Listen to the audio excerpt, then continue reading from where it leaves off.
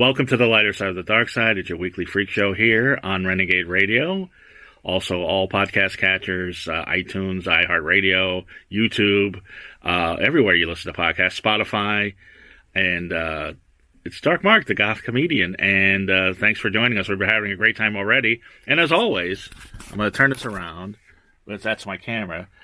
That is my co-host, everybody's favorite horror writer, Nicole Six. Hello, good evening. I'm enjoying this month so far. We're doing a double feature this week. Yes, we are. We're doing double features all week. Maybe not next week, but we'll see what happens. But yeah, this is we've got somebody that we're just meeting and really digging, and somebody that you and I have known for years. He's a creature of the night. If you go out into Hollywood nightlife, especially the dark scene, you go to vampire balls, you go to goth clubs, you go to anywhere around here. When you people might run think into of him. balls, they think of me. Yes, there he is, Jeffrey Damnit. Hello there. Why we have not had Jeffrey Damnit on the show before, I have no idea. That's a good question. I had to save up the gas money to make it this far down Sunset. As long as we've known 40 you, blocks from my house for 21 years. as long as I've known you, and as long as you've been around, I don't know why I haven't had you on. Yeah. I mean, was we the didn't nicest way somebody said, "You're old now, aren't you, Jeffrey?" Well, that makes two of us. Also, by the way, there's somebody else that's old. He's right next to you, and he just directed He's you. 22. He's just had a rough life. Hi. Apparently, he's 16 and is really having a troubled childhood. It's a rough 16, brother. Yes, but he's known as Zombie Dave. Grr. Dave Reda. He's an actor, director, and you just filmed a short film with our friend Jeffrey. Yeah, I'm giving you the excuse to have Jeffrey on. Well, actually, Jeffrey's the one that booked you, but He's giving me the excuse to have me on. right. I'm giving him the excuse to give you the excuse to have me on. There we we go. go. There Got we it. go. Well Okay. done. Okay. Full circle. See why I casted him? That's what he does. Right, and I don't know. Is on third. And I was digging around with this camera so long I forgot the name of your movie again. It's As Good as Dead. As Good as Dead. I knew it was As Good as Dead. It kept defaulting to As Good as It Gets, and Jack Nicholson's not in your movie. That's so funny. Yeah, that's what He was everybody asked. booked, and there was traffic or something. He texted me, and he just never made it. Right. There were zombies in that movie. Before we get started, and this is going to be quite a freewheeling conversation, as you can see already, Hello. Nicole, but I got to talk about our sponsor real quick. Yes, you do. It's right there, because I got to keep up with you guys and your energy. So I'm going to have one of these. This is Ray's Energy Drinks. Now, Dave's holding one right there. Ooh, photo op. That is the South Beach flavor. Tastes like pina colada. I have to try it. And the best part of it, and you're going to love it, 0 Hear carbs, that, you guys? 0 calories, 0 crash. Now, this is an honest opinion. It tastes like a laser.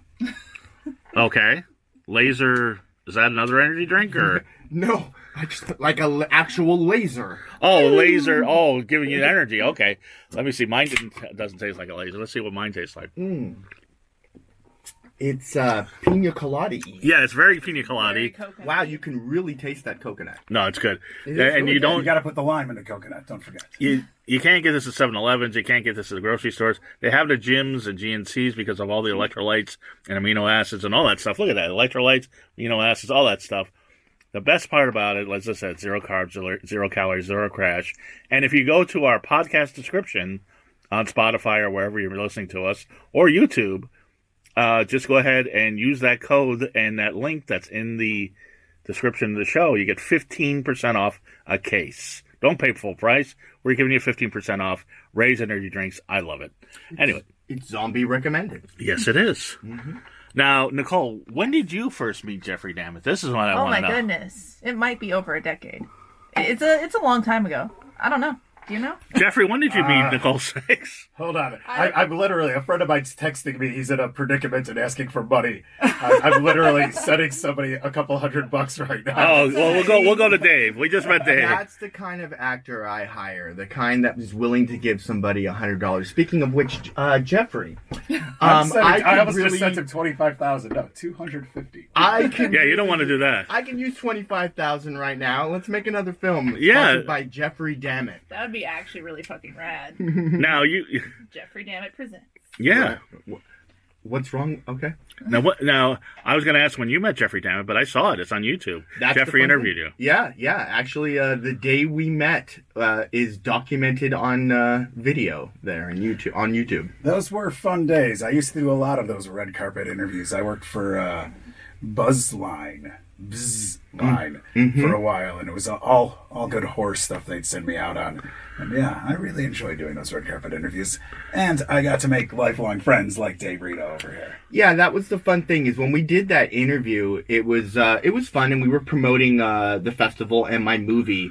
But just even right there, we had so much fun doing the interview, our banter back and forth. Jeffrey's just very quick, witted, and it was and I was trying to I've think of something noticed. funny to say on that, and I have nothing. I got it. I got you, bro. Yeah. And we were able to bat it back and forth very, very quickly like that. And when you find another someone who's able to keep up with your comedy or just your wit, it's rare. No, I know. So I right there, I was like, I know I want to work with this guy someday. Unfortunately, it took us 10 years, but and a global pandemic.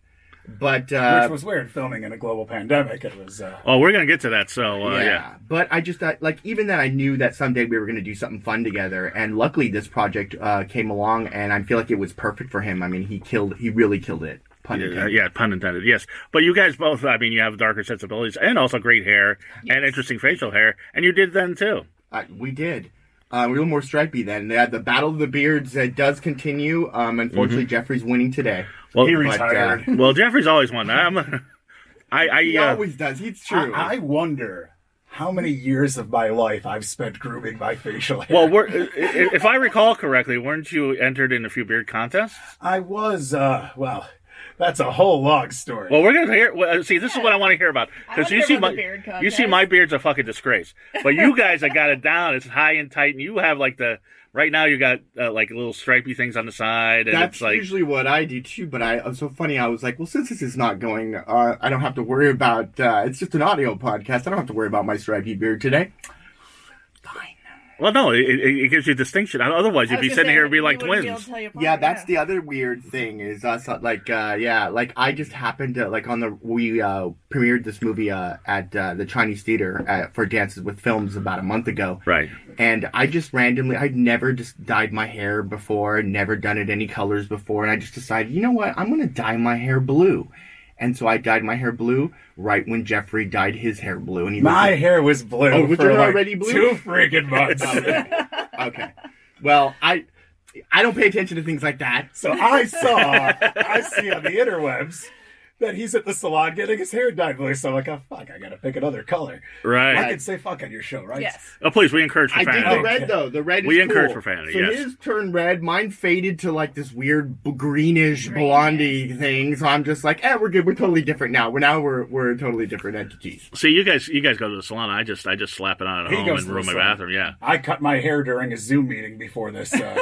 So you do your own hair and your own. This is what I want to get to. It's the beard. Do you do that yourself? Yeah. I cut my hair. What's the secret? Because I just can't do it.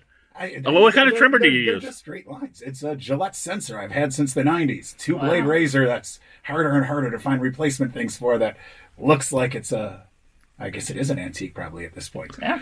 But yeah. Aren't we all? The silver is all corroded of the handle. Does it have that one blade on the back though? So that you can do the...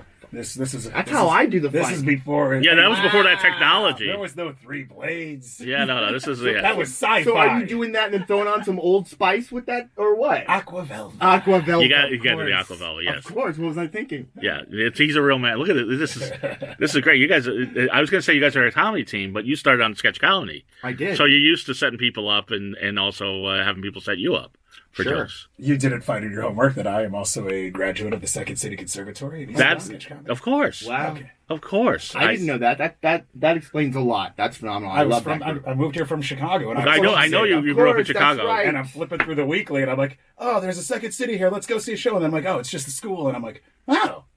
I'm joining that. Yeah. Oh, I thought you did Second City in Chicago. You did it here. No, I started 21 years ago when I moved here. Wow. How was it? It's been there that long? It was in the side room at the Improv on Melrose. Okay. When I was doing it. Oh, all right. Yeah, because the Second City on So they had their own studio for a while. Yeah, they on Hollywood Boulevard. I really don't know where they're at right now. I I'm don't. a horrible alumni. No, you are repping Second City for Hollywood. I recommend it. Yes, It's a damn good time. It makes you a better actor. Damn I think. I don't know. You tell me after you see this zombie movie if it makes you we saw it and we liked it, but we're gonna. So you guys are used to playing freeze tag and doing all sorts of improv games and. I haven't done it in a while, but yes, I actually I ran a sketch comedy show for 3 years here, and every Monday night right into the ground. For 3 years, and you're not supposed to say anything negative when somebody's talking. You're supposed to affirm everything. Affirm everything. If he says that he ran a sketch comedy troupe, then you go with it. Right, you're supposed to wait till I stop to say something negative. Or... Yeah. Well, it's not a roast. We're doing sketch comedy. Right on. But anyway, I did this sketch comedy for 3 years, and every Monday night I had to teach them a new improv game every Monday night for 3 years. So we had played everything by that point. Yeah. Right, because freeze tag's the only thing I remember. What are the other ones? Yeah, what is your favorite game? My favorite game of all time is called Oxygen Deprivation. And what that is now we're talking about sex. You have to have a big tank of water to play it. Okay. And at all points, one cast member must have their head completely submerged underwater, holding their breath, while the rest of the cast members are doing this, carrying on this scene. Now, at some point, the person underwater is going to run out of air. So they're going to have to be tagged out. So the person that tags out has to come up with a reason why they're leaving the scene, then submerge their face in the water. The person coming back into the scene has to completely justify why they're all wet. This was all fun and games until the one time they stuck us on an airplane. So we had to justify why we were coming in all wet. So finally, my favorite was I came in, I was like, man, that wing walking is a bitch. And things like that, but it was it's a hard game to play, but it is my it needs a stronger punchline too. But I think the insurance. I don't think Second City had that game. Did they? If you're coming in all wet, sometimes people can't get out of a scene, so you're just stuck submerged on there forever. Like And how does somebody not die doing that? You hope that your cast members are gonna love you and not let you die. Okay. Well, that's interesting. That sounds more BDSM than sketch comedy. It got to one point, I was holding my breath so long, I started tapping I have a ring on, I started tapping the outside of it because I was about to go out one time, and they finally pulled me back out of it. But the audience loves that kind of stuff. You know what I mean? So sketch comedy made you tap out? No. Yes. Well, I guess so, yeah. Yes. Essentially, yes. Yeah, yes. Or else you would have died, and we wouldn't have your wonderful movies and get you on the show. But I did die, because I'm Zombie Dave, so that could be the origin story. Is that the origin story? What's the origin story? We'll go with the origin story right there. Because I want to, I think I was going to get to Jeffrey, because I've met Jeffrey, I know. Yes. When you were hosting, I was there when I met you. When you were hosting Bar Sinister years ago. Yeah. And you were 2002 to 2007, I think. And you still list yourself like on your IMDb and in certain places as host actor. Oh yeah, you was hosting something last year, weren't you? I host things all the time. During Halloween. And you're a great host. Oh, thank you very much. You were literally like a Halloween host at one of the. Oh, I did the Insomniac. The people who do EDC and Escape Psycho Circus. Right. We did a drive-through rave. So I brought back me as my ringmaster costume, and I think I went to that. Greeted. I think you're thinking the Endless Night, because I know you had the ringmaster. No. Was that did you drive through in a car? Yeah. Yeah. So I was the ringmaster who yelled at, I believe, 1,100 cars a night for 3 months. Welcome to the circus, my friends. So nice to have you. Enjoy the show. I believe we did the math, and I think I said that in some fashion about 45,000 times. There were a lot of cars. So you have to do it for every car. Every car that came by, welcome to the circus, my friends. Now that's a host. No, he's a great host, and the reason he's a great host, that gravelly voice. Now, what's the secret? I wish I had a voice like that. How do you get that? You go back to 12 years old and start smoking Marlboro Reds. Oh, if I could only go back in time, I would have. It was a bad idea. I've been 3 years smoke-free. No offense, Dave, but I'm very happy. And also the whiskey helps. Yeah. Whiskey and cigarettes, It also helps when he's trying to be a zombie for me. That worked out really, really well. Right, as good as dead. There you go. As good as dead. Yeah. We're gonna get to that. You guys have got so much other stuff. We're gonna get to the movie at the end, right at the end. We got a lot of stuff. We got a lot of stuff. So, how did you become Zombie Dave? 3 years ago, I was on Facebook back when I guess 4 years ago now. 4 years ago. Hi. Well, that'll turn anybody with zombie. Welcome to time frames. 10 years ago. Yeah, that's what I was. I was gonna interrupt, but I'm like, maybe this is they don't need to know my real age thing. Right. 10 years ago is 4 What am I years ago. saying? As long as it wasn't MySpace, geez, those people are old. Let me change when I was the host of Sinister to 19. That's why I was vague about the years. So I got vaccinated yesterday, and apparently it makes my brain not work. Anyway, so 10 years ago. no comment on that. Right. But, 10 years ago, I was running a film through the festivals called The Horror of Our Love. And we were running through festivals. We had done a bunch of festivals, and I had a month break right before October. And I was like, well, what am I going to do? I've been promoting like crazy on Facebook. I can't just go dark. So as a Mark joke, can go dark. I could. It's in my name. Dark Mark. I couldn't. Yes. So just as a joke, I decided to make a Facebook post that the zombie apocalypse started in LA, and I got bit. Patient 0 bit me, so I was patient 1. And then because I'd done all these film festivals, I had a bunch of filmmaker friends all over the country, and so they started posting these little 30-second zombie Dave sightings all over the country. And I was doing that, and the original plan was that my film company was going to capture me, cure me, and then I was just going to go on promoting like it never even happened. Right before I did that, though, my Facebook went crazy, and then there were all these blogs going, because I was telling the story all on my wall. So they just started going crazy, and then I realized that I had to basically become this weird thing that was a zombie-esque character. So it's a viral war of the worlds. Basically, yeah. And I mean, so how it wound up going is my film company wound up capturing me, curing me well enough that they still have to feed me brains. I'm still a zombie. I'm still dead, but I can direct movies, so they're happy. Oh, okay. Well, you're not the only brain dead director out there, but nope. I've seen Hollywood loves me.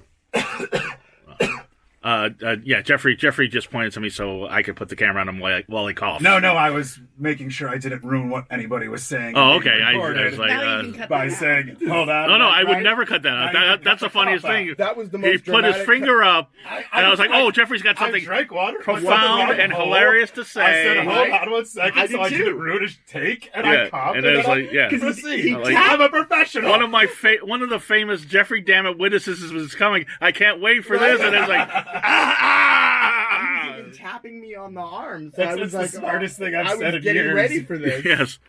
Wow. No, I got to get something straight because I'm very confused. Now, I've always known you as Dammit. No, you always knew it incorrectly. It's always, It's always been damn. This is like a Mandela effect. I was so fucked up today because I made the flyer. It says "damn it" with an M, and then I look on all your social media. It's "damn it" like it's supposed to be spelled Damnit. I couldn't go with the slang spelling. I had to keep the dam's integrity. Is this a surprise to you, Nicole? The No, I knew damn's his name was integrity. What the fuck's wrong with me? Well, he Most has people it- mess up and make my first name 3 syllables. They do ERY. Right. Oh, yeah. I'm like, people are like, is that not right? I'm like, Jeff I was Uri? gonna say- Who says Jeff Uri? He has it on his license plate. So The guy Right. from Toys R Us. No. They didn't. He says Geoffrey. Oh right. Yeah, that's a whole different thing. We're not even going to go there. Right. By the way, this might be a good time. R.I.P. to my friend whose name was spelled Geoffrey, Jeffrey Grant Calvin from Las Vegas, who died of COVID. But he's a comedian, very funny, very nice. Now that I brought the room Sorry to the to hear hall, that. no, I brought the room to the hall. So you come from Chicago? So let's be funny again. No, and you're gonna be. But anyway, so I didn't think Jeffrey spelled G off would actually get somewhere in the show. But anyway, so you want to become an actor? You're in Hollywood. You become your model as well. We're gonna get to that. But how do you become a host? How do you become that's really where your bread and butter is? I mean, I get my bread in a lot of different places. I love gluten. No, I started in Chicago. There was a club called the Dome Room. It was the Limelight before the Dome Room. A lot of people knew it. same deal as the one out of New York. Turn of the Dome Room, it was a goth industrial haven. Open 4, sometimes 5 days a week. And I was a regular there by the time I believe I was 17. And they had offered me the job of host. And what's the drinking age there? 21. Okay. They're closed. They can't get in trouble. I'll say what I want. So I'd been, after a couple years of hanging out there, by the time I was 19 or maybe 20 at the latest, they started offering me this host position, which was very loose. There was this host before me, and it was, when there's a line, you're the one who has to be like, they're the regulars. Those two, they look amazing. Let them in. Oh, so you're the velvet rope guy, right? But also, like, if nobody's dancing, you can dance. So if nobody's dancing, go start dancing in the middle of the fucking dance floor. Get them dancing. Yes. Keep the party going. Right. And they wanted to pay me and let me drink free to take this job. They were very by the books there. I kept turning this job down because they were going to need to Xerox my ID and social security card. Right. I told them I was not allowed to be in the room. Right. By the way, saying Xerox does date you, but go ahead. Something should date me. So they called him on his answering machine.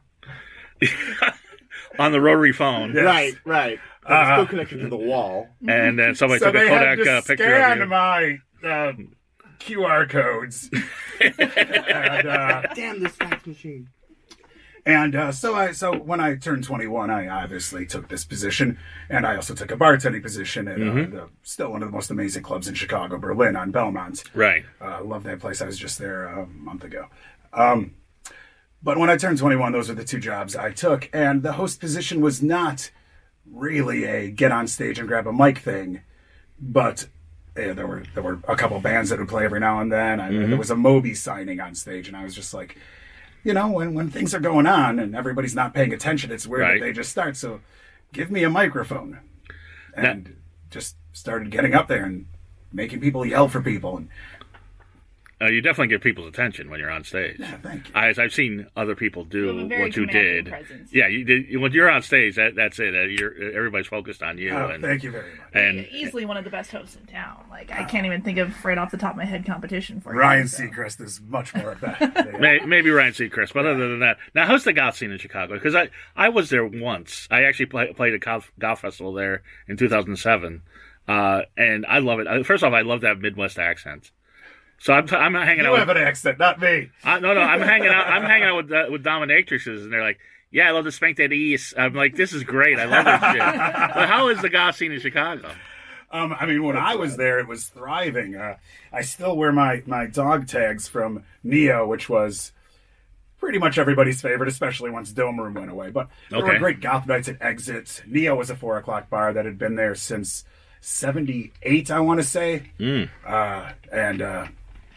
That was really a hub of goth. Other places had goth nights. Right. But once the Dome Room was gone, if you were part of this world, Yes. you were going over to Neo and drinking a lot till 4 or 5 on Saturdays. And That sounds like a lot of fun. Oh, yeah. No, Chicago's a fun town. Like I said, I was only there once, but man, that was a fun week. Yeah. I was there for a horror. I was there for a horror convention. I was signing my book for, and it was really cool. Also, I don't know how to explain this, but the sun sets differently because there's not. There's no smog, or it was a different experience, and I remember it felt like the sunset lasted longer because there's no obtrusions or something, like no mountains. I don't know. There might be mountains in Chicago, but there wasn't where I was looking at the sun. So it sort of lingered like a big red orb, and it was really cool. I just remember the sunsets. Well, after that, I think this is a good time to tell everybody about our new sponsor. Since you went on a tangent like that. Chicago sunsets. Yeah, not to make people talk about Chicago sunsets quite like that. And I think there's a reason. You've been dipping into your Renegade CBD, haven't you? Oh, guilty. So we have a wonderful sponsor, Renegade CBD and RenegadeKush.com. And they supply me with little gifts of different things. I'm waiting on my white chocolate delivery of CBD white chocolate. And these edibles are amazing. And they also have bath bombs, which are just lovely. You can just dip into your own sunrise. So go to renegadecbd.com and renegadekush.com and dip into your own sunrise. Yes. That was you'll be staring at the sunrise for quite some time. Wow, man, there's no mountains, dude. Anyway, Dave, are you from LA? I feel like it. I'm from San Jose originally, but I've been down here the last 21 years, so I kind of feel like I'm from here now. Right. So in San Jose, you were you got really immersed in goth stuff, not goth stuff, horror stuff when you were a kid. I definitely did. My grandparents in the 40s, they were in Kentucky, and they had a bunch of Reda theaters and drive-ins and things like that. So they were showing all the Universal horror movies, and then my dad was selling popcorn and whatever. When I came around here, I'm dating myself now. When I came around, that's when the VCR technology was invented, and they were able to show all these movies again. And I would sit there as a little kid in between my dad and my grandpa and listen to them talk about how all these movies went through the theater and how the filmmakers or whoever had planned the audience to do this, but it didn't work and it did this. Oh, the Tingler and all that stuff. Right, or things like that. And I was just sitting there sponging it all in, not even realizing all this information amazing information I was getting. And by the way, kids, VCR is, they used to have these little tapes you would put in a machine, and then you could watch a movie. It's Yep, I was about to add to that. You Yeah, because then we got a video store right across the street from my house. Oh, that's great. I was renting every 80s horror movie. I like how Mark said you put tapes in it like they know what tapes are. I know, right? Oh yeah. By the way, tapes are A roll of duct tape and it played a movie. No. It's trust me. Yeah. I'll explain it to you, audience, later. But it's And then pre-DVD. I put in my QR code and. Yeah. Before streaming, they had these big clunky things that you. There'll be a link on the homepage. Yeah, we'll figure it out. Yes, Right. I'll put some visual aids for you. So you got a video store across the street from your house. So blessed with that. Yes. And they had the best 80s horror too. So it wasn't a Blockbuster. It was one of No, these it that was a little mom and pop like little- Faces of Death and all that stuff. Yep. It was great. I got to see so much. I mean, and they were so. I don't know how they did it, but Did they have to beat a curtain too? They didn't. They had no adult section. Oh, what kind of video store is that? They just had great horror movie, great 80s, great everything 80s Or horror did they? And and you action. just didn't notice. Yeah. Maybe they did, and I just didn't. You notice. never got through the beaded curtain. Maybe I didn't. Yeah. I don't know. There was a secret like a door or something that I didn't know about. Yes, because some video stores. Oh, by the way, you kids, video stores where you would go to rent movies. Oh, right. But no, Red tapes, when they had porno movies, they had them behind a door, behind a curtain, or somewhere where the kids aren't supposed to go. Although they did. I actually worked in a video store, and they had me categorize every porno movie. Like every porno movie, gay porn, all of it, everything. And after that, I just I lost my appetite for porn. I worked in a video store in Chicago for a good amount of time, and we had a whole basement of porn. We had a floor of porn. Well, that's good. I believe Nationwide Video's claim to fame was the largest selection of porn in Chicago and the largest selection of gay porn in Illinois. Whoa. And you worked there. So were you the For guy? years, it was the best job I think I had in the world. No, Warrior Video Store was so much fun. And after I itemized and alphabetized all the porno movies, somebody returned a kung fu movie called Fist Fighter. I'm like, oh, jeez, I didn't have enough fisting today. I got to get Fist Fighter. So what were the 80s horror movies that really stuck with you? Oh, for sure. Anything Carpenter, Ramiro's movies, big time, especially Day of the Dead. I mean, Bub is still my favorite zombie of all time. Dawn of the Dead is... You like Day of the Dead better than Dawn of the Dead? No, Dawn of the Dead is my favorite zombie movie of all time. Mm-hmm. Bub is my favorite zombie of all time. Oh, okay. I just feel like he...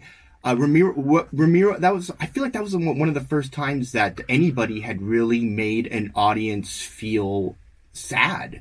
Or something for one of the zombies, and that really stuck with me as a kid. And zombies have feelings too. Yeah, well, true. So much. Well, you would know better than I would. You're right? Zombie Dave, right? So much so, everything I do, the way I move, the faces I make when I'm doing my zombie stuff, the way I train, I basically am always doing my best impersonation of Bub. Okay. Awesome. And not your best impersonation of Jeffrey Damnit with an N. Now, Jeffrey, you've With an N. with an N. You've been in so many. It's a hard N. If people are like looking at their screen and they don't know you, and they're like, he looks so familiar. You've been in so many music videos. I've been in a few music videos. Yeah, I just did a Lil Nas X video. I was going to get to that. Yeah. I figured that's where you were going. Yeah. So I walked us over there. Yeah. See, this is sketch comedy at its finest. The industry baby video, I was one of the prisoners. So I get to attack a prison guard. I get to... Did you meet Lil Nas X? Was he on set? Or? Yeah, he's great. Yeah? He's such a nice guy. Yeah. No, this guy's everywhere. I loved it. For the last premiere, I was like, oh, I need a new jacket. So I type into Google goth jacket. What comes up? All these pictures. Hillary's Vanities So I was jackets. like, I can't wear any of these jackets because he's probably going to really wear one of them. So I don't Right. have everything I've modeled. Yeah, I would imagine you probably our friend Hillary, you probably saw all of his stuff on her website. But yeah, you get into modeling, you get into acting, and you get into hosting. I mean, you're just a jack of all trades. I try. There's And paparazzi seems to keep catching you on Hollywood Boulevard. They used to pre-pandemic, actually. I have not... until you said that, I didn't realize. Yeah, Like every YouTube video of you is like, oh, Jeffrey Damnit, let's ask him about. there has been... Let's ask him about the presidential election. Let's ask him about. They always have About the George it's Floyd. always Let's ask so him weird. about. They try to catch you off guard. I don't know where they get this shit from. But they know you're gonna. They know you're gonna come up with something clever and funny. I'm assuming is why they. I'm trying. I'm trying. Yes. So if you go to YouTube, I'm serious. Go to YouTube. There's like. Okay. Jeffrey Damnit, and I put in Dammit, so it'll go there. But because I think that's how they It's spell it close too. enough for jazz. I don't. Yeah, and it's like there's like all these like You can't spend your time correcting everyone in the world who's not correct. yeah, there's like a There's the wisdom. TMZ wannabe outfit that's just like, hey, it's Jeffrey Damnit, and half the time he's easiest like, Target. I walk my dogs there every damn day. yeah, they catch you walking your dogs. And by the way, you said you were joking about not you having to take a shower and getting all ready for the show, and you got the eyeliner. That's why I didn't wear eyeliner today because I can't compete with you. Oh, it's not a competition. It shouldn't be a competition. It shouldn't be a competition. But even when you're like in your shorts walking your dog, or I've hung out with you during the day, you always got these crazy socks. You got everything matches. It's like The socks make the man. yeah, What am I wearing today? I don't even know. Now that I say that. Sushi socks. sushi socks. Sushi socks. But this is before the whole sock thing, like the whole sock game started. No, Like yeah. you were crushing the sock game before anybody else. I think I stole that from a friend in New Orleans, Matt Von Black. When we started the Noisician Coalition, he started this crazy marching band I was lucky enough to be a part of. And whenever he was in shorts, even before that, bartending and such, he was the first guy I saw wearing sock garters. And I was like, yeah, all right, we're doing this. Luckily, you live here and I live far away. I forgot about the garters. Yes, you're always. You don't want your socks falling So down. we're just going to gloss over the fact that he just said he was in a marching band? What did you play? I played at instruments. They were all Matt Vaughn or homemade instruments. I played something called the Uba, which was a children's harmonic pickup saxophone wired through 2 guitar distortion pedals wired into a megaphone, and then 9 feet of air conditioning duct that went up over my head, which looked tuba-esque, so it was the Uba. That sounds So kind of even in the awesome. marching band, he's cool. That sounds awesome, right? Yeah, that sounds Everybody awesome. in the Noisician Coalition Even- was cool, played cool things, made great noise. Yeah. I played trombone in the marching band. You know what? I can out nerd you both. I can out nerd everybody. Oh. Listen to this one. In high school, I was in yearbook camp. You win. Yeah. Everybody says, oh, you win. I give up. There's nothing nerdier than that. You win. There's a But camp. I was going to say, there was 3 girls to every guy. It was a great camp. I was one of the See, best. you're ahead of us. I was 15. It was one of the best times of my life. Anyway, but Jeffrey, I was going to get to this. Now, I say this to like every beautiful woman that's here because every beautiful woman's like, when I was in high school, I was a nerd. Nobody would talk to me, and I was ugly, and I was gangly, and then I just Where's you followed going up. with this? Were you ever a nerd? Um, Because you're always the coolest guy that walks into every room. I wouldn't say I was a nerd. I'd say I was an outcast, but not a nerd. I feel I didn't study enough for that title. Really? Because I kind of because this is what you are now is somebody that brings everybody together. Like you're like no matter what clique it is, it's like, oh yeah, Jeffrey's cool. The rest of the guys that he hangs out with are I did have the benefit the way I describe my social scenarios back in high school, I never got to be in like an actual one of the cliques with the kids my age, but I was always invited. So if you called Dave and said who's coming to the party, Dave would say everybody's gonna be there, and Jeff. Now, Dave, I get serious nerd vibes from you. I'm assuming you were a nerd in high school. No.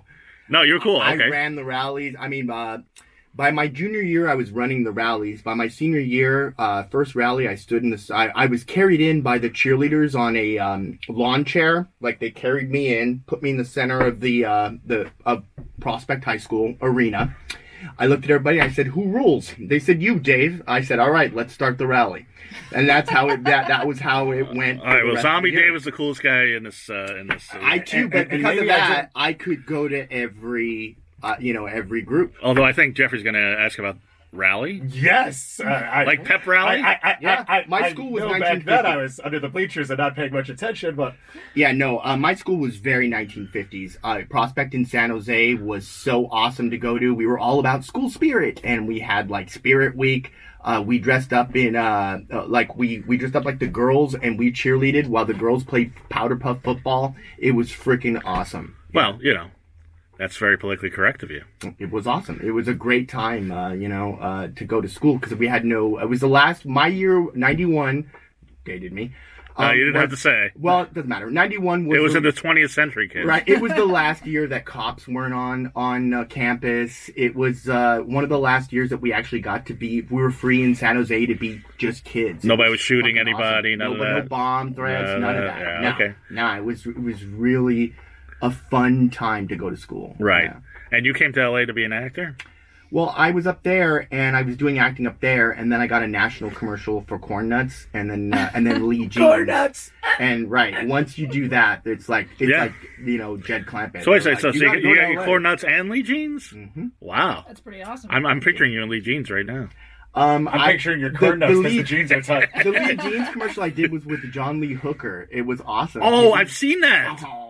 And we were I've seen that. Yeah, That's you? Yeah, well, I was in the back, one of the kids in the background going, "Yay!" Yeah. Yeah.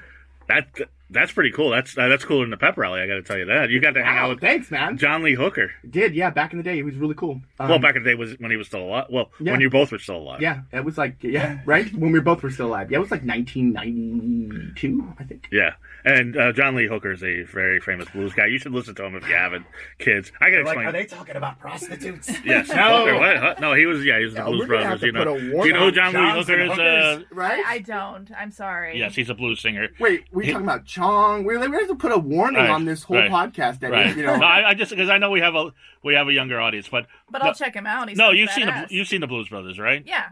When they're in Chicago and the old guy singing how that's John Lee Hooker. That's what he did for the commercial. Was that? Yeah. Well, that's like the commercial. One song that everybody knows is the how song, right. And basically because ZZ Top ripped it off. Right. But and then you were in Angels in the Outfield. I was. And So I Married a Max Murderer. I was. Yeah. Yeah. So you had those are pretty good '90s credits. I loved So I Married an Axe Murderer. I loved that movie too. I've never seen it. Now I got to see it. Now I have an excuse. I'm sorry. It's a great movie. It's a great movie. Hysterical. It is so funny. I've heard. And Mike Myers was so awesome. It was the first set I was ever on. I was supposed to be an extra, but they made me a featured extra, and they sat me right next to Mike Myers in the diner scene. So I'm like diagonally across from him. Mm-hmm. Because I was so green, I didn't know you weren't supposed to talk to the main actors. And so I just looked over at him and I went, "Yo, Mike, how'd you get on Saturday Night Live?" And everybody went, "Because you're not supposed to talk to him." Because that was your dream. Right. And he looked at me and was like, "Oh, thank you," and we started talking. We had this great conversation.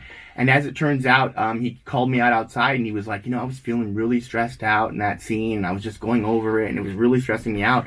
Thank you for talking to me and being a fanboy. But yeah, basically. And just taking my attention off it. And it was so funny because people were about to yell at me, and then they heard Mike Myers saying that, and they couldn't say anything to me. That's the thing. Yeah. Well, the stars going, "Hey, thanks." It's kind of hard to yell at the kid. Yeah. But it was so funny. I remember that set. I didn't even know what union or non-union was, and I went over to this table, and there was all this food on it, and I put my hand out to reach out for an apple, and this guy out of nowhere yelled at me, "Hey, are you union or non-union? And I went, I don't know what that means. And he went, you must be non-union. Go over there. And I look, and it's just literally this rickety table with a stale cracker and stale cheese on it. And I was like, no red vines. Immediately learned the difference between usually they union and sport for red non-union. vines. There's always red vines. Yeah. Yeah. I didn't even know what a There red vine weren't was even until I red moved to vines. Hollywood. Yeah, that's how scarce it was. I swear to God, I looked at that table and I thought I heard a crying baby in the background. All of a sudden, a fire, and there's it was very scary. Yeah. We've all been on those Right? non-union craft services tables. Yeah, and, it got a little. there's like a king's buffet for the union people, and who knows what Mike Myers eating? That's even better than that. He was in his trailer. Yeah, he wasn't even. He's got filet mignon, and you're eating Lunchables. It was so awesome. Yeah, because it was the weirdest Now I'm thing. getting hungry. What also happened on that set was Mike Myers. He came right up to me and he's like, I know you. And I was 18, this little kid. I'd never done anything. And he's just looking at me and he's like, I know you. And I just smiled at him. He'd just done Wayne's World. So it was between Wayne's World 1 And Austin 2. Powers. Austin Powers had just come out. Oh, okay. So, no, Austin Powers hadn't even come out yet. Oh, okay, so it's between Wayne's World and... between Wayne's World 1 and 2. Yeah. And so he's looking at me and he's like, I know you. And I'm like, dude, you don't know me, man. You don't know me. And he's like, I know you. And it was then I realized I probably should have been, yeah, dude, you're right. You totally know me, But I was 18. Yeah, I was scared to death. You say, of course, Yeah, you don't want to recommend... Right? Yeah, now you think about that. But you're the one to recommend me to Lorne Michaels, don't you remember? Right? Yeah, But you want to follow up on that, see what happens. I was 18, first set, scared to death, and just was like, why is he talking to me? Right. But it was amazing, and the movie itself was so awesome. I'm just it was just an extra in it, but I was so happy to just even be a part of it because it's such a cool movie. Right. Yeah, it's a great movie. And then Jeffrey, because of your unique look, you've been an extra in plenty of movies. I have I don't know, have you? a couple. Yeah. It's been a minute. Yeah, we're talking about Now I feel Married bad an that Axe Murder. That was like. Well, no, 90 you can't beat Angels in the Outfield, and that's why I married an axe murderer. No, but, you were doing those the Ways to Die thing. I wasn't an extra in that. I'm trying to think. No, of you were the extra main thing. things. Yeah. or maybe you haven't been an extra. Maybe I'm No, way I off was there. an extra. It had been a while. I'm trying to think of it's some. I was trying to think of some movie I saw that you were an actor in or something, but. I mean, they're out Did there. you do Blade when that came through? It seemed like everybody did Blade. I was not in Blade. It was either but I Blade did or do Super Troopers. 1,000 Ways to Die is what you brought up. Right. Okay. That was Right. painful. Now, what was your way that you died? This is why I brought it up. Tell him. Well, thanks for your assist, because what I was going for went fucking nowhere. Well, how did you die? I got you. Thank you. Do you want to tell them? Oh no, it's all No, you. Jeffrey, it's all you. Go ahead. Okay, so I play a tattoo artist who decides to one-up another tattoo artist in the studio when we were in the days of body modification. Oh, And- may I real fast? Yes. To explain what 1,000 Ways to Die is. Oh wow. You can get it on video. That's even more recent. That was a TV show where they. Go ahead, Nicole. I was just gonna say he was reenacting a real life person who actually did the following. They don't have the Spike TV anymore. It's a Paramount Network now. They don't have the Spike TV. So it's even more I love you, shocking man. what he's about to explain. That's what I was saying. But this is hilarious. Well, Thank you, Nicole. He's not getting out of this. Go on. Yes. I'll come back around to what you said, Nicole. But so to one up the girl who has the split tongue at my work, I decide to swallow a chain, wait till it passes all the way through, and connect it. So now I have one metal chain going all the way through my body. Oh, typecasting. Called it the chainus. The chains. The line I accidentally improv that will haunt me for the rest of my life. So I'll say it now anyway. They're like, what's this? I'm like, Chainus. Chainus gonna make me famous. Yeah, you gotta take credit for that. So some douchebag biker came in, and he was a rude or what have you. He wanted like warrior or something tattooed in Japanese kanji on his arm. So I wrote something like douchebag on his arm. So he comes back to the tattoo studio to kill me. And I'm running away from him, and he chases me out of the building, and we run around. I'm hiding behind a bunch of pallets, thinking I got to safety, when a forklift comes through to pick the pallets up and grabs me by my chainus. Oh! God. Lifts me into the air. Ripped Keep in him a new mind, ass. This happened for real to some poor asshole. No, it Yeah. did not. Here's something Yeah, I'm going to I'm tell over- you, I'm over kids. here. Oh, wait a second. Yes. Here's a Dark Mark Show exclusive from Jeffrey Here's Damnit. something I'm going to tell you, kids. Based on actual events doesn't mean a fucking thing. If you make a movie, say, As Good as Dead, Based on a true story. you could make it based on a true story Oh, it is. What are you talking about? if before we started shooting, those two girls were chased into a barn by anyone at any time in their lives Oh, yeah. is enough It's based to on it. say this is Yeah. based on a true story. So the completely. chainus never really happened. There's no you. It, Well, you ad-lib the word. I know, it's amazing. so yes, You a lot of coined that. things on these shows that say this actually happened. No, it didn't happen. You're It's blowing based my on- mind right now. So basically, all they need to make the chain of story based on an actual story is somebody at some point somewhere in the world had a body modification and died. Now, you've never done the chainus yourself? No, I don't know what you're doing. it's a behind dance those- I do I don't know sometimes what without you the actual do. swallowing of the chain. Yes, you don't want to swallow a chain. I'm sure everybody's shoved a chain up their ass, but you don't swallow it. No. It's more I- bead-like, not Yeah, chain-like. no. Could you even live like that? Like, I can't imagine that would be for real. It wouldn't be able to work on the sole aspect that if your body's valves didn't close your stomach off to your intestines, you would then be getting your icky stuff going Right. up into your non-icky ready system, and you'd be poisoning yourself Sepsis. with your own shit. Gross. Although, you remember they used to have the old-timey toilets with the chain. I don't know. Maybe they did things different those days. So the chainus. The We chainus. have you to thank for the chainus. Yes. And how many people do you think, after seeing you, Jeffrey Damnit, handsome man, cool guy, playing a tattoo artist, doing that, how many people do you think tried that after they saw that on Spike TV? I would guess none, but I Yeah, hope I mean, that they, if they all saw how it worked out. I mean, I would like to Literally. know. Well, because with that 1,000 Ways to Die, I'm sure that maybe not the chainus, but I'm sure there were plenty of scenarios like I could survive that. Well, I used to be at a freak show, and I read some books on some old school fakirs and stuff who did weird things, and there was a body flossing scenario where these I've heard about it. yeah, and they'd swallow a long cloth to properly Right. cleanse your system out. It was the full body douche Help before me. douches were a thing, I guess. oh, Thursdays. Yeah. So tell us about the freak show stuff, because I know I've seen you play fire and do other things. Yeah, back way in the way back land, back when he still had a VCR. Right. And I bet he And an still answering does. machine. You still have a VCR, right, Dave? He still got a Actually, VCR and an answering machine. That's I've why got a- that's I've why he got was a late. reel to reel. He checked. Beep. Oh, you got a podcast today, Dave? Yeah. I was that's the last. why. I was the last one I did with a landline. I was holding on for dear life. Like, what if something happens? Yeah. And all your phones can't be charged. And they're like, who you gonna call? And I'm like, that's a hell of a point, guys. Yes. Ghostbusters is not going to answer. I have And- a working phone, and nobody else in LA does. Although my mother in San Diego still has a landline, so there you go. Give me her number after the show. Aw. I can't believe Jeffrey Damnit just asked me for my mom's number. That's great. I'm surprised You didn't have already you have do it. not change. You're such a flirt. I see you everywhere. Now you want to call my mom. Okay, great. Thanks. All Yeah, right, thanks, at Jeff. least tell her I said hi. Well, wait. Let me get a segue, because I'm going to get to Dave based on that, and then we're going to come back and talk about the freak show. You were in was Oh, it erotic? I thought you were going to bust me on already having your mom's number. No, Oh, okay. you were in the movie Erotic Confessions. Oof. Wow. I told you it was a bad segue. That's for the shadest thing. That's for the shadest thing. Not only that, you were in the sequel.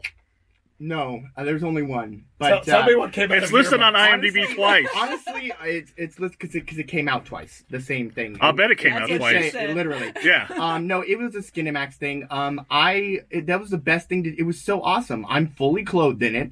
Even better than Mike Myers. It was fun because it was the scene was we were all guests at it was like a bachelor party, and we had to go there and watch this lady strip. And so my job for the day was to watch this lady strip.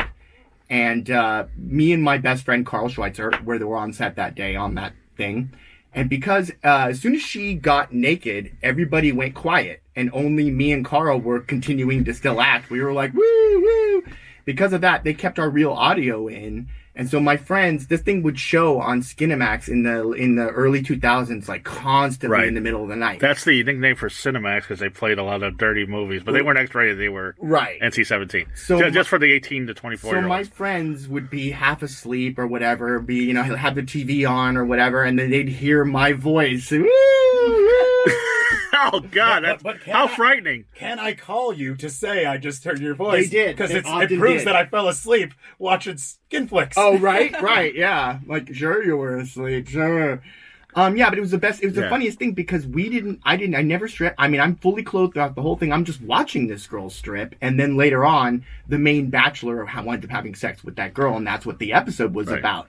But I'm still listed on there because they used my real voice. They gave us real credit. Right. So then I get listed on a Skinemax thing. Yeah. And everyone wants to know about it. And I didn't do anything. Erotic Confessions is also based on true events, too. Oh, it completely is. Yes, there was a bachelor party. Yes, but there's no chain of There's no chain of and Erotic Confessions. Well, that we know about. Now we know about. Yeah, I don't know what you guys are. Crossover show. That's a totally different. 1,000 ways to erotically confess. Right, totally different. Erotic ways to die. Erotic ways to die. Yeah. Well, you got a cough? Well, you just held up your hand. I was being professional. This is terrible. But the one story from 1,000 Ways to Die I always remember is this woman was pleasuring herself with a carrot, and a little piece of the carrot broke off. No! It went into her bloodstream. I don't know where you thought I was going with that. No, I was awing at the breaking off. I would have thought it went into her vajayjay, but okay. Yeah. But that's a terrible way to die. Well, there's blood vessels there. There's all sorts of things. Yeah, but so it always puncture the wall. She did. Yeah. Yeah. And by the way, hold on. I'm not believing myself that the show's bullshit. I'm sitting here analyzing a show I was on where I just said they make this shit up completely, and I'm like, wait, how could that actually happen? This couldn't be. We'll never know. Maybe it was a cucumber, not a carrot. Who the fuck? Who jerks off with a carrot? Come on, what's the matter with these people? By the way, speaking of that your friends that called you up just jerked off and fell asleep. I'm sorry? When they were watching Erotic Confessions. When they heard your voice. Oh, of course. If they're asleep, they just jerked off. They fell asleep? Yeah, probably. If they're falling asleep, right after they hear your voice, it's the sex scene. Great. Yeah.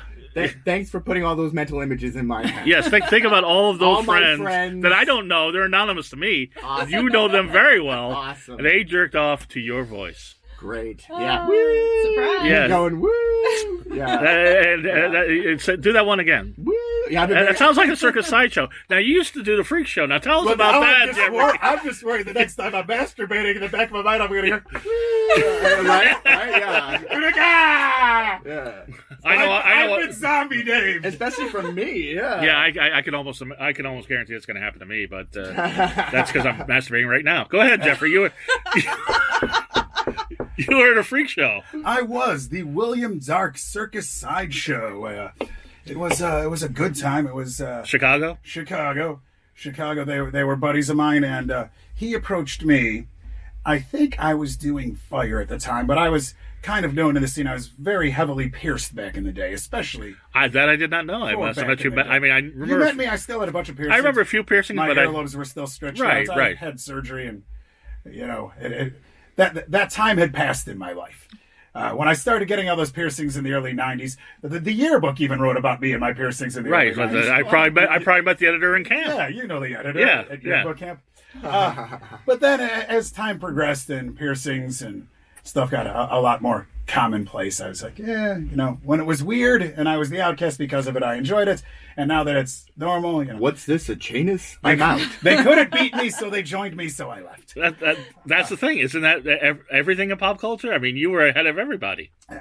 But because of the piercings, which were out of place, and the breathing of fire, which was just a fun bar trick, William Dark from the sideshow asked me if I was interested in talking about joining up, and he was looking for a torture act. And I was in a band.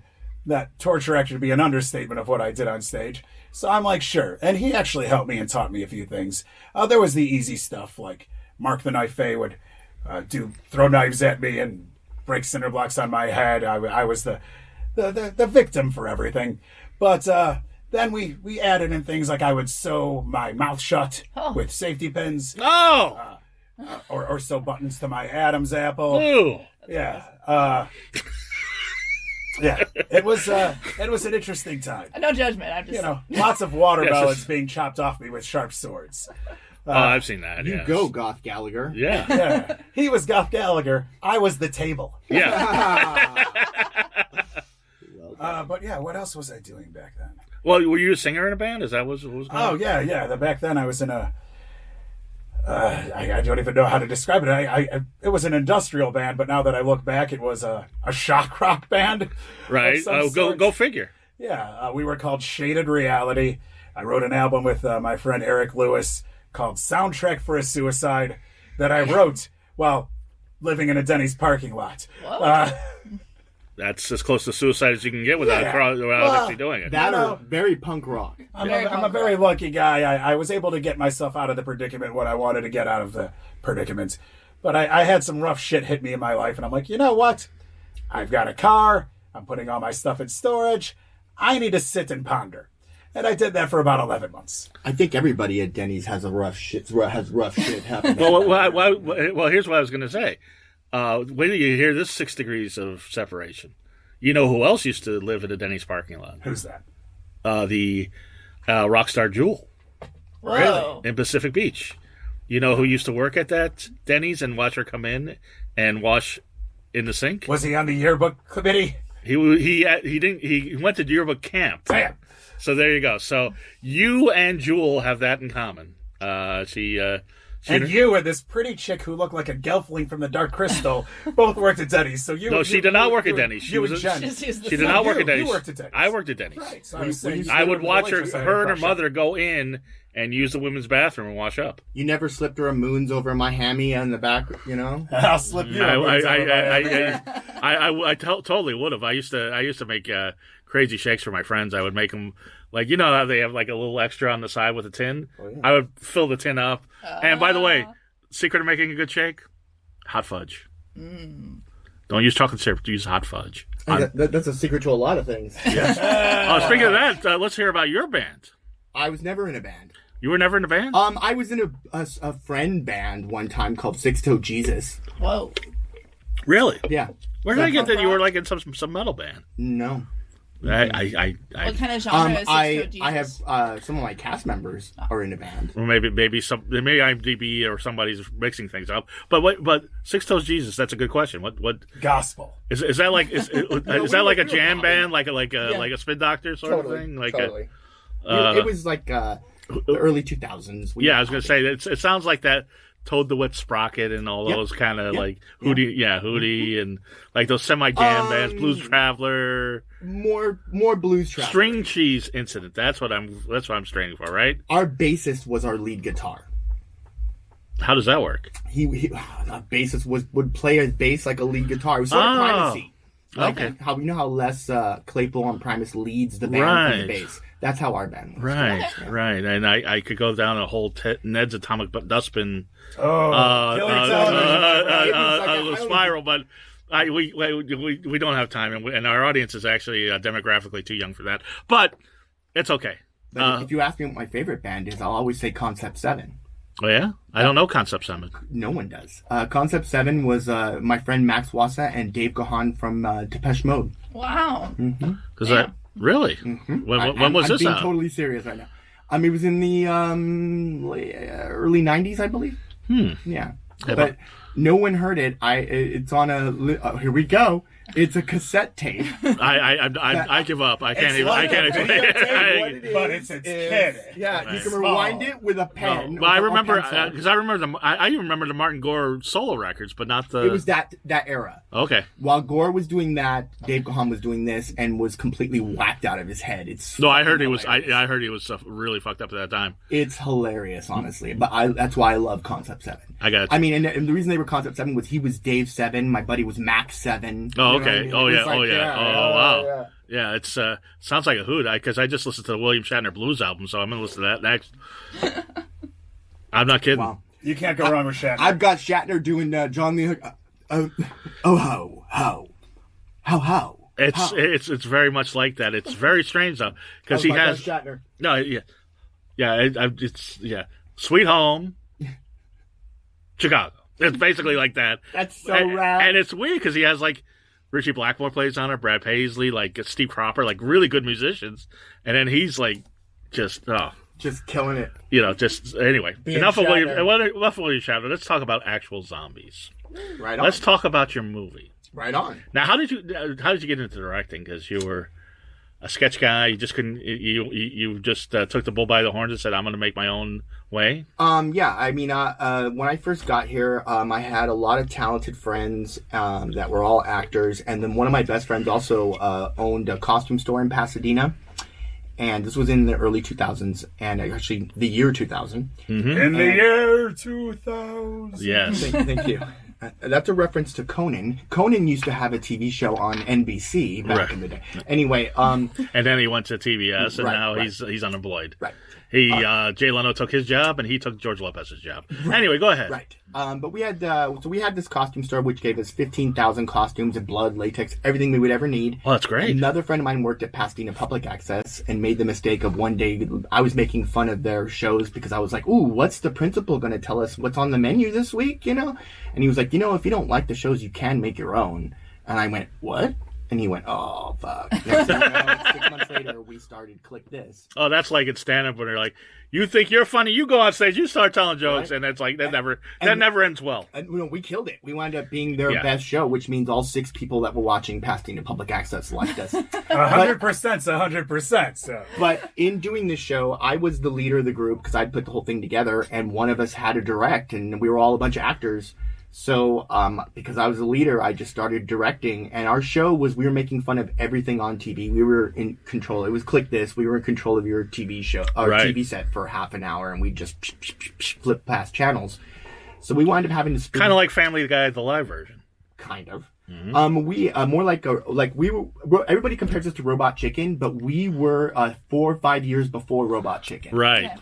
Yeah. And so we were in control, but we were spoofing everything on TV. So we had to learn every genre and then make fun of it. So my show actually wound up being a crash course in directing for 3 years. That's cool. And then from that, I did my first feature.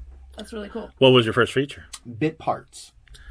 Tell us about Bit Parts. Bit Parts is about a plastic surgeon in LA that gets into a car accident and he wrecks his daughter's face. So he decides to pose as a casting director looking for the perfect eyes, nose, lips to replace. That's a good concept. Dark. You know that old story. Yeah. What's funny about that movie is we released in 2007, but we shot it in 2003.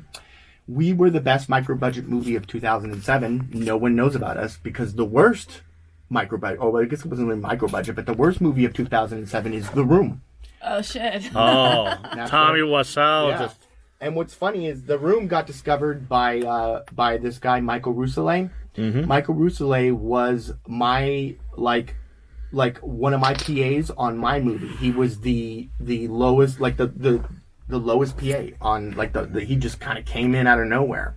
He'd never done any movie before or anything, and then years later he discovered The Room and made it popular, and I came up to him at a festival one day, and I was like, you did all this for The Room. How about the movie that you actually were a part of, Bit Parts? He went, I still haven't seen that movie. I'm like, oh my gosh. Thanks, dude. You know your name's on it. Wow. Now, how did he? Now you say that he was the one that spread The Room. Now, how did he do that? Him and his buddies had got some success making these little 5-second films or 3-second films thing they were doing, and then they found The Room and they rented a theater and just started doing these showings. And then it turned into this Rocky Horror kind of thing, and then it exploded again for Tommy Wiseau. Because I love The Room. You know what you could have rented a billboard on Hollywood Boulevard like he did. If I knew everybody was a fan, we would have started this with "Hi, Mark." Yes, right. Yeah, right. And I've interviewed I've interviewed Tommy Wiseau on the show. It's what was her name? Angeline. Yeah. Once again, I dating us because Angeline. No, because I just voted for her for mayor. So it's, really? I did too. Yeah, because I think I was with you at Lenore's thing where I met her. But she hasn't had billboards up since the 90s. Was she texting you afterwards too? I never gave her my number. Yeah, she was texting. I'll bet she was. Oh, her assistant. I want to go for a ride in her pink Corvette. I won the raffle thing for that. Did you? And I was going to take my parents, and then we We just never got connected. So wait a second. So were you flirting with Angeline and she was flirting back? Was that what it was? No, but nobody was flirting. She likes taking people for rides in the car. So if it's pretty easy to get. If she winds up getting your information, Tell her to take Zombie Dave for a ride. She's going to make you want to buy T-shirts and maybe fill her gas tank. Right. That seems worth it. That's fair. You know what? I would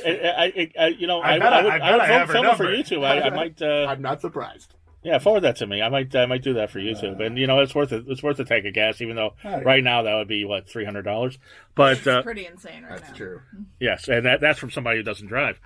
Thanks, Nicole. Thanks for reminding us what the price of gas is when you don't have a car. I was literally last night with a friend filling up, and I'm like, damn, that's whack. Who were you with? Snoop Dogg? Who that was whack? Anyway. Lenora's got her digits. Yeah, I'll get it from Lenore. I'll get it from Lenore. But I know Lenora's got her digits. I'm sure I can imagine those two right and forget it. But let's get to the movie. Because I saw the movie, and this is why I asked you about your directing, because I was impressed with your directing, and actually Nicole was too. I was, yeah. That's really nice of you to say. Yeah. Yeah, it's not bullshit either. Thank you, man. And trust me, I've gone up to directors that have been on the show and said bullshit. I was very surprised, specifically with the sound design. Yeah, it was this piece was very interesting because we have a lot going on sound wise, and we actually had to do we recorded sound live for about the first of the film itself, probably the first 30 seconds, and then the rest of it is all done later. Yeah, it was very impressive, and it's also cinematically very stunning. Like, I'm not going to go into details. Wow, you guys are really awesome. No, the lighting. Well, there's one shot that doesn't spoil anything. It's it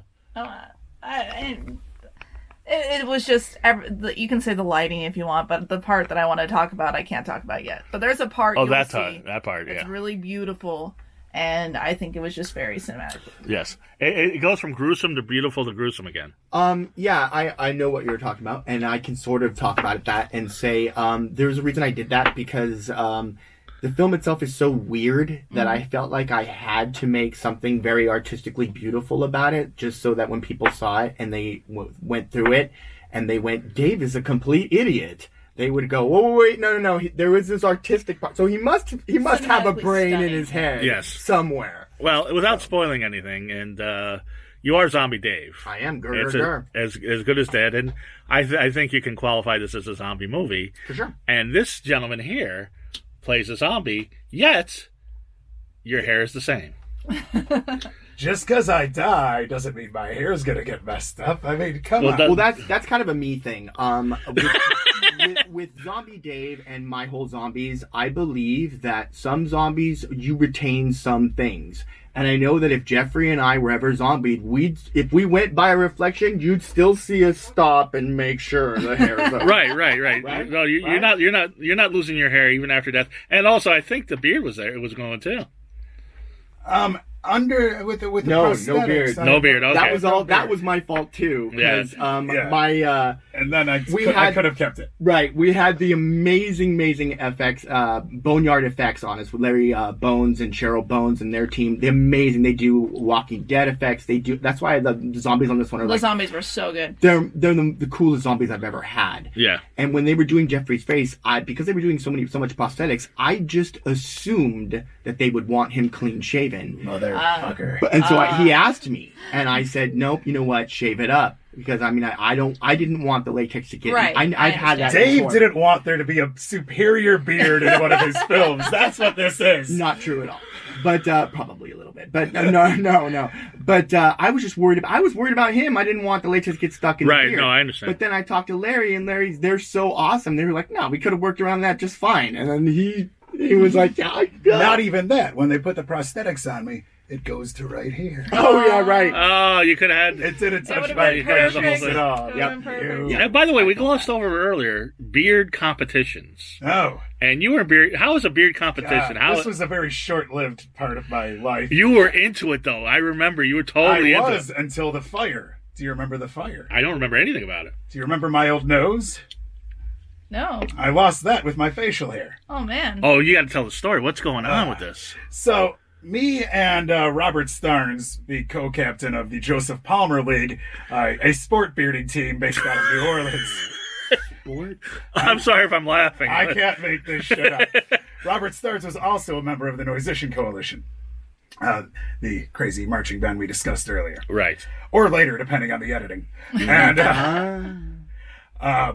he and I were getting ready to head to, I believe, Germany late in the summer of 2000 to compete in the World Beard and Mustache Championships. I had already been on Jimmy Kimmel because I was a finalist in one of the Jack FM Mustache March something or another's. No, because you had the stash out. Back in the early 2000s, I was the one with the pointy stash and the long goatee. You Raleigh fingers that? Again, yes, before. Wow. before But it wasn't other scrolled stash. up. It was like out. Oh, I did the Oh, points. wow. Oh yeah, it was curb feelers on my upper lip. Nice. Yes. And then one day, while doing a music video, Yes. They call those thigh massagers. is that what they call them?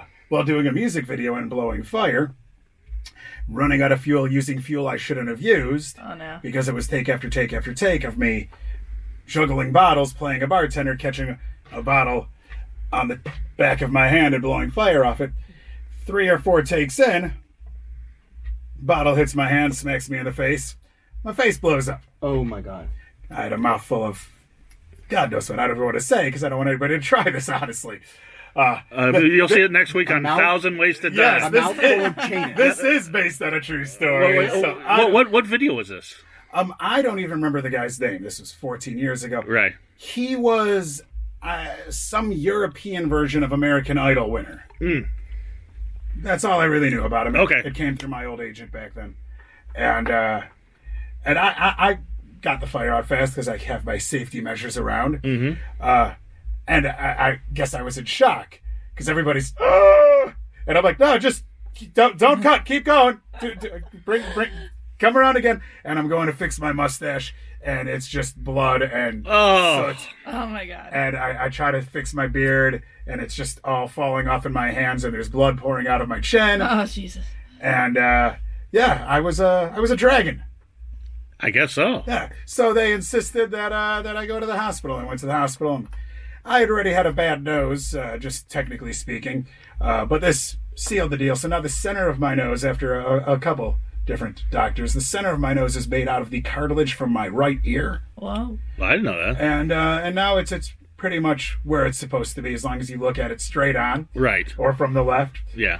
Although it really just wants to keep laying down. Yeah. on my So left cheek. I'm going to take the camera and just. Yeah, I mean, if you look, you can Oh, I tell can see, yeah, it's yeah. still trying to lay on my left cheek. Right. It doesn't right. want right. to stay out. Right. Oh, wow. That's gnarly. Yeah, so that's fun. Sorry But to that's hear that happen, So yeah. it was a very short-lived facial hair career. No, I just remember how excited you were about going to the Beard Festival. I would see you every week, and you'd be like, "Oh, Beard Festival! I can't wait!" And then I guess I didn't see you for a while. In 2007, I lost my wife, my nose, and my beard. Oh, I rough missed year. that beard. that's a country song. Yeah, that's I'm glad Dave got that joke. now. How did you get involved with this movie? How did Dave coerce you? Have you guys been planning on working together for a while, or? I was hoping. I mean, I met him interviewing him about previous horror things he has done. Right. And- Horror, not horror. Because he did the Skinamax. Oh, yes. Yeah. he did Horror. Horror. Horror. Yeah. Marriage. Horror. We've got this. Okay. Yeah. But we had talked about a few things over the years. I have luckily been in a bunch of stuff. I have some more stuff coming out. It's great. One is an improv role on a almost game show thing that should be airing soon. One is playing somebody being interrogated on a cop show coming up soon. But much like Dave, I grew up on horror movies. I moved to LA to be in horror movies. Mm-hmm. I'm booked in a lot of comedies, a lot of action things. Right. So I was always kind of stepping on him like, when are we going to do something? When are we going to do something? And this came up in the middle of COVID, and he's like, hey, you scared to work? And I'm like, nah, I just had it. What are we doing? Right? That's true. Yeah. Well, I didn't know you had it. Jeez. I did. Yeah. Well, I'm glad you lived to tell the tale. I did. I'm not one to sit around passively too much. Yeah. It's gonna be like a couple more minutes, Dave. You have to pee. Oh, well, yeah. I was trying to mouth that to you, but Well, go ahead. this thing went through me. These raised things are awesome, but they do make you gotta pee very, very quick. Okay, well, I think we've done an hour and 15, and we can go for hours, but I think that's a good time to stop when you have to pee. Oh, we have so much more to say. I don't want to stop it. I can hold it if we got. Well, yeah, more to say. No. Well, go ahead. What do you want to say? Let me finish. What the fuck was I saying? You were talking about burning your face, and then we were talking about horror movies. horror movies. Right. Yeah, how did you end up in a movie? So, and you can go to the bathroom, Nicole, if you want to show them where the bathroom is. Sweet. We will talk about how you you were on ended up. COVID at that point. Yes. Well, you had COVID. I did have COVID. You had COVID, and now he has a weak bladder. Well, COVID will do that to your bladder. Really? He just got. No, I have no fucking idea. Well, you had COVID. I've never had Here's the thing. Even though I had COVID, I'm not a doctor. Don't fucking listen to me for advice on medical things.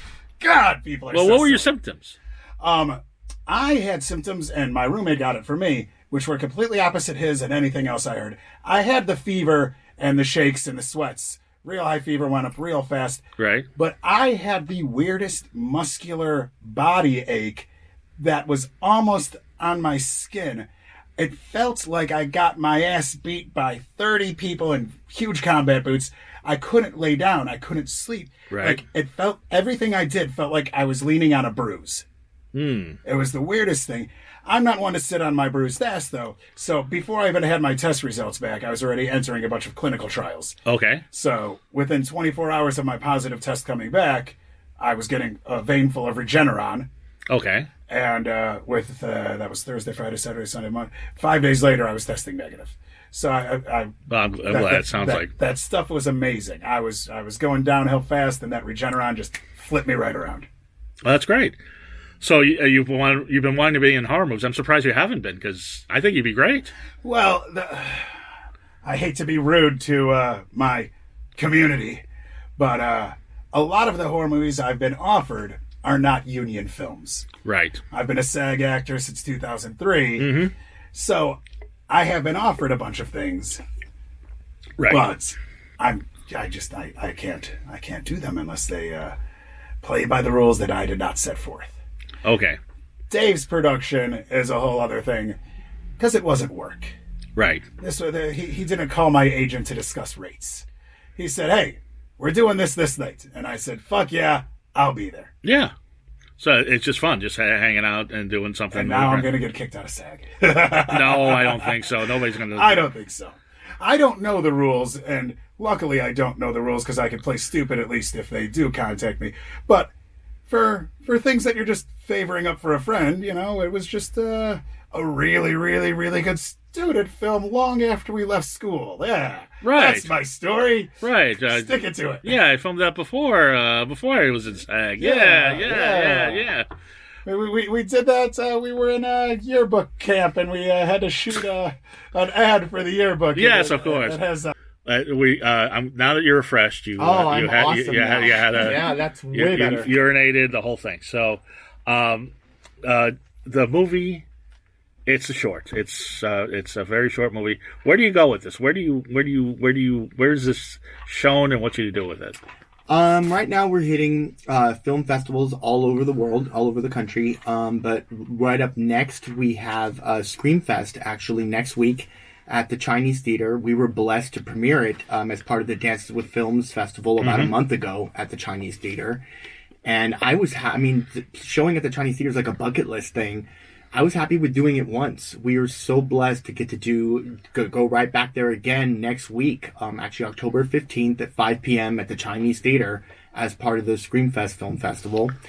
Then the very next day, we're in Doyle, California at the Brainwash Film Festival. Nice. And where's Doyle? Up north near Oakland, I think. It's way north. Okay. Am I going to that? If you want to. It's literally the next day. You learn something new every day. Yeah, it's literally the next day. I didn't expect any of us to go to it. But, maybe if we could. But, Screamfest is so huge. They're making weekend plans during the show. You realize Right? this? These Yeah. are exciting plans. We're They're going to making Doyle. things Come to happen. Doyle with us. Yes, yes. Pack of picnic baskets. We'll have a blast. And then we've just got a bunch of festivals coming up that I can't say yet because they they make us wait on actually Right. telling people. Well, that's very exciting. But we do have a bunch more coming up, yeah. And So, you have your next project? Have you already filmed it? Is it in post production or? No.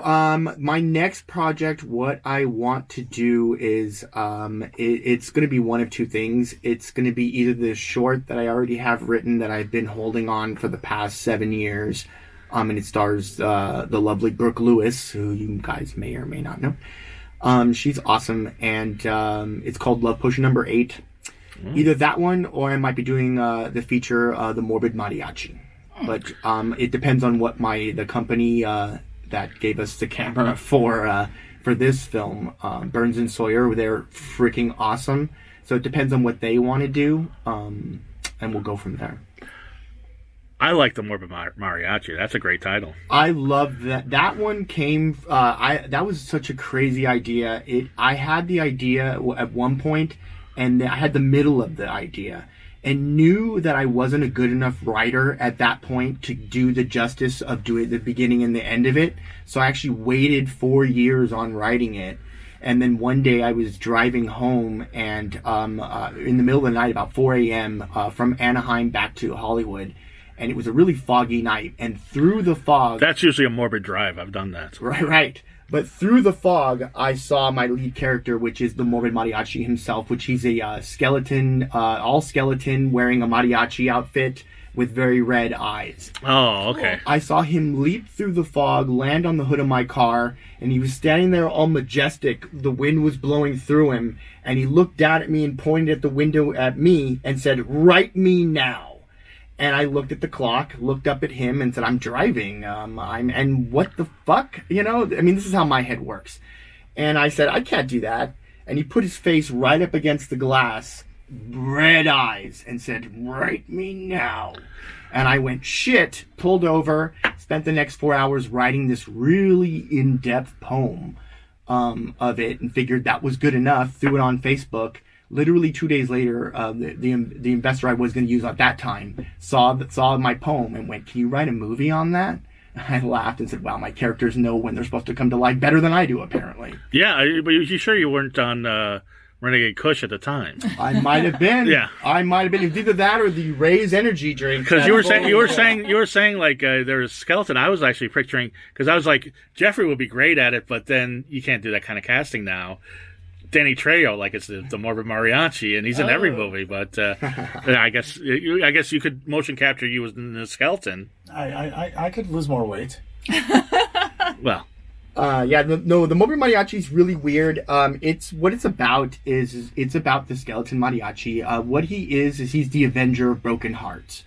If ever you use love badly for personal gain or for financial gain or just wrong, the Morbid Mariachi will come to you. He'll sing you his song and make you fall in love. And just when your heart's about to burst out of your chest, that's when he reaches into your chest, pulls out your heart, puts it in his guitar case, brings it to the Santa Muerte.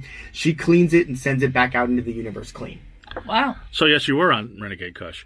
There you go. That's fantastic. So Jeffrey, what are your next plans? What's going on with you? What's going on next with me? Are you going to New Orleans for the Endless Night Vampire Ball? I am not. For Halloween weekend, I am bringing back the Mayor of Crazy Town. Yay! That's Insomniac's Escape Psycho Circus. Yay! I am on Halloween going with my sister to see a band at the Fonda that is like some satanic kind of oldies doo-wop duo act. I think it's a husband and wife. She played it for me. Twin something. I wish I could remember the name. Yeah, Morbid Mariachi might be opening up. They are amazing. Right on.